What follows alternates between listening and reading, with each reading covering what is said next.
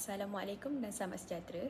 Kami daripada Kumpulan 2 akan membentangkan tajuk perkahwinan bawah umur di bawah subjek PPPG 2932 iaitu Undang-Undang Keluarga Islam. Ini adalah ahli kumpulan kami yang terdiri daripada 4 orang. Pertama adalah Aida Rawani, yang kedua adalah Muhammad Aiman, yang ketiga saya Alia Farzana dan yang keempat adalah Wan Nur Alia Nazihah. Pertama, kita lihat kepada pengenalan. Kenapa timbulnya isu perkahwinan bawah umur? Sebab perkahwinan bawah umur ini melibatkan individu yang belum mencapai umur yang minimum. Ia menimbulkan kebimbangan khusus apabila melibatkan kanak-kanak dan remaja. Selain itu, ada juga kepentingan perkahwinan dalam Islam. Perkahwinan ialah institusi penting dalam Islam.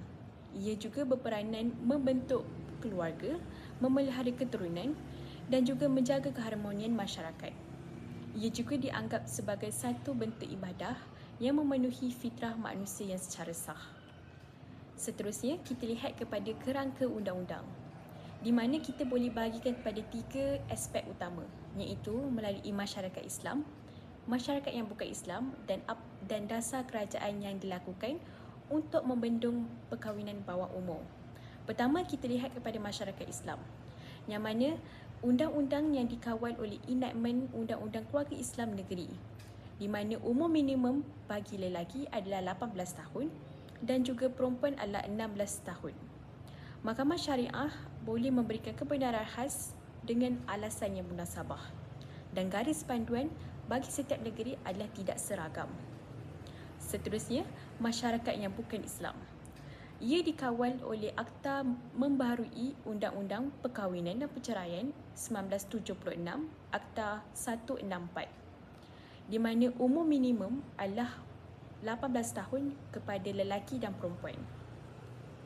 Ia terdapat juga pengecualian, iaitu perempuan yang berumur 16 tahun hingga 18 tahun boleh berkahwin dengan kebenaran menteri.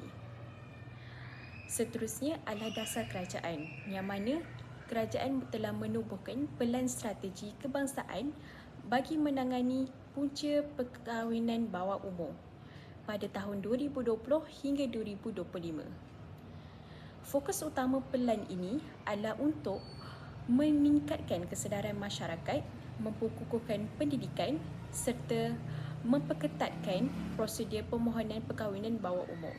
Seterusnya, saya akan bincangkan tentang faktor-faktor berlakunya perkahwinan di bawah umur. Faktor yang pertama ialah kemiskinan. Keluarga miskin melihat perkahwinan sebagai jalan keluar untuk meringankan beban ekonomi dan bagi mendapatkan perlindungan kewangan. Faktor yang kedua ialah kurangnya sokongan daripada ibu bapa.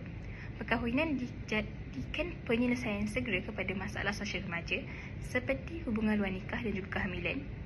Perkahwinan bawah umur ini dilakukan demi menjaga maruah keluarga. Dan faktor yang ketiga ialah akses pendidikan yang terhad.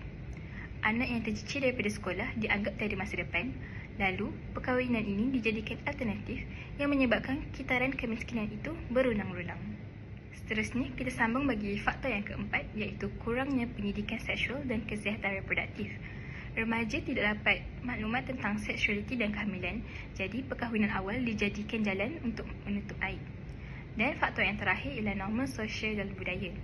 Tradisi dan adat masih menganggap kahwin muda itu wajar, menjadikan undang-undang sukar mengatasi pengaruh budaya. Jadi, itu merupakan antara faktor-faktor berlakunya perkahwinan di bawah umur. Kemudian, saya akan kongsikan beberapa contoh kes nyata yang berlaku di Malaysia. Untuk kes yang pertama, kes pada tahun 2018, kanak-kanak 11 tahun yang berkahwin dengan lelaki 41 tahun di Kelantan. Di situ terdapat keratan daripada berita Metro di mana laporan harian berkaitan dengan kes ini, iaitu polis mengesahkan sudah muka kertas siasatan berkaitan kes seorang lelaki berusia 41 tahun yang didakwa berkahwin dengan seorang budak perempuan yang berusia 11 tahun. Seterusnya, di OSM, tren menurun pada tahun 2016 sehingga 2020 tetapi masih membimbangkan, di mana untuk di OSM ini tren perkahwinan bawah umur didapati menurun tapi masih dalam kadar membimbangkan, yang membuktikan bahawa kes perkahwinan bawah umur ini masih wujud di Malaysia. Baiklah, untuk kes yang seterusnya, 881 kes direkodkan di Kelantan pada tahun 2022 hingga 2024. Di situ terdapat satu keratan akhbar daripada Buletin TV3 Kuala Lumpur Sebanyak 881 perkahwinan bawah umur direkodkan sejak 2022 hingga tahun lalu, termasuk 518 membabitkan remaja perempuan. Tegas Menteri di Jabatan Perdana Menteri Hal Ehwal Agama Datuk Muhammad Naim Mohtar. Kelantan merekodkan jumlah tertinggi dengan 193 perkahwinan, diikuti Selangor, Kedah, Terengganu, Johor, Sabah, Pahang, Perlis Negeri Sembilan, Wilayah Persekutuan Melaka dan Pulau Pinang. Jadi, berdasarkan keratan ini dapat kita konklusikan di mana perkahwinan bawah umur ini masih ada di Malaysia dan kes yang tertinggi direkodkan di Kelantan. Seterusnya, untuk UNICEF, di sebelah merupakan gambar rajah yang menunjukkan bahawa 1,856 kes telah direkodkan pada 2018 dan 90% merupakan perempuan. Di mana dalam satu perkahwinan itu, perempuan itu merupakan bawah umur dan lelakinya melebihi daripada umur. Jadi dapat kita konklusikan terdapat beberapa kes-kes nyata yang terdapat di Malaysia. Jadi terbuktilah bahawa perkahwinan bawah umur ini masih ada. Terusnya, kita lihat kesan perkahwinan bawah umur terhadap individu dan masyarakat. Pertama, dari segi kesihatan fizikal. Remaja perempuan yang berkahwin awal sebenarnya belum matang sepenuhnya dari segi tubuh badan untuk menghadapi kehamilan dan proses kelahiran.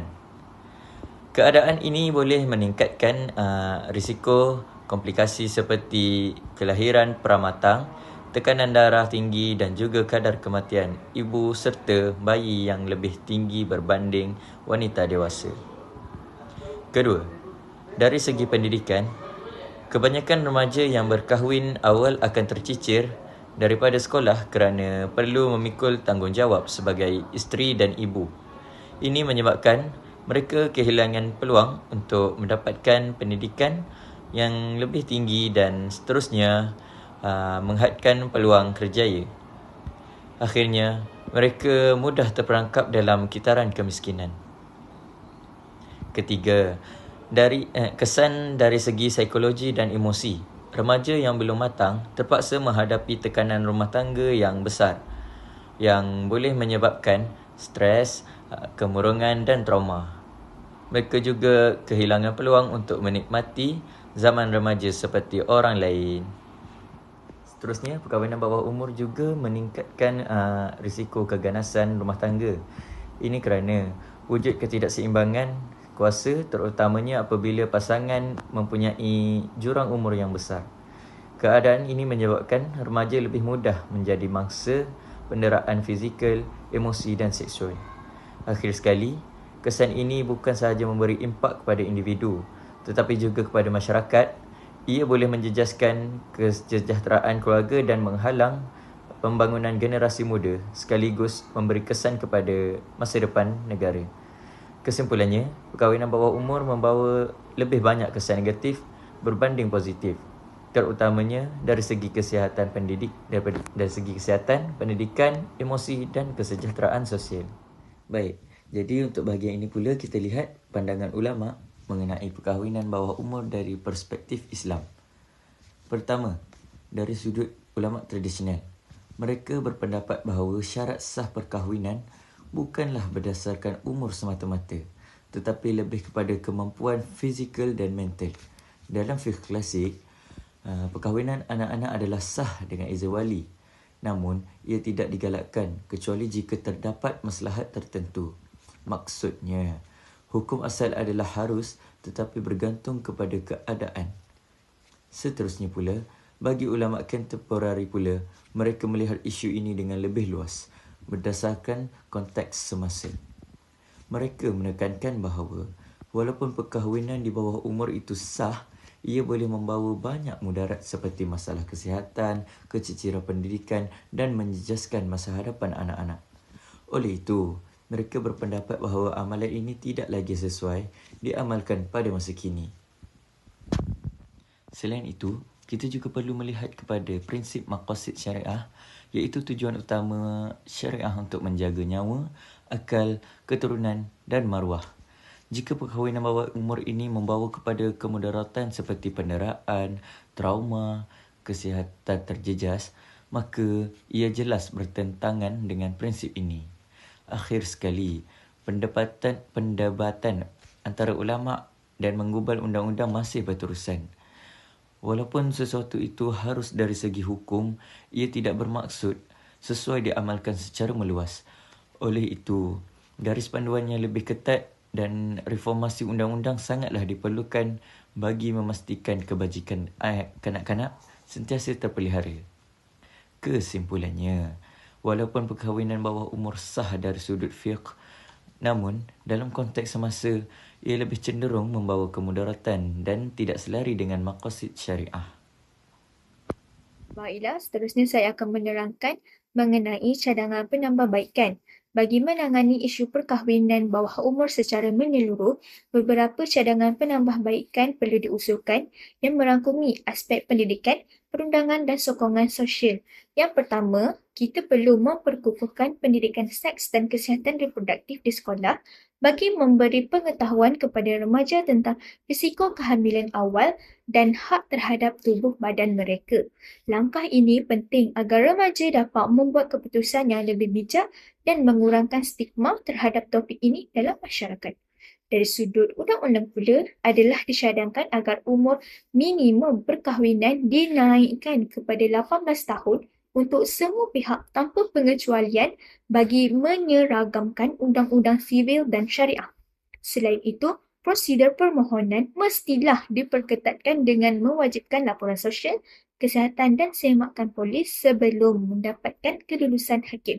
Akhir sekali, sokongan kepada keluarga melalui bantuan kebajikan dan program kaunseling perlu dipertingkatkan untuk mengurangkan tekanan ekonomi yang sering menjadi punca anak-anak dikahwinkan pada usia yang muda.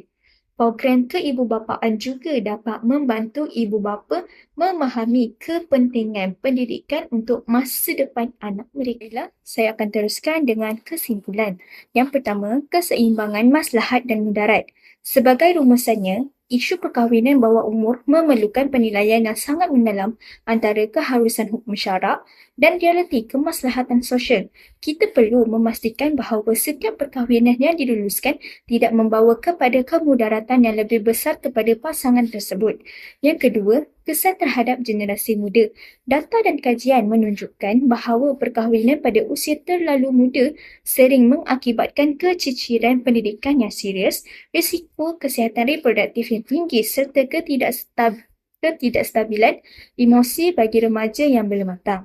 Ini secara langsung menjejaskan kualiti hidup mereka dalam jangka masa yang panjang. Yang ketiga, penekanan maqasid syariah. Dari perspektif Islam, ulama kontemporari kini lebih menekankan prinsip maqasid syariah iaitu menjaga nyawa, akal dan keturunan.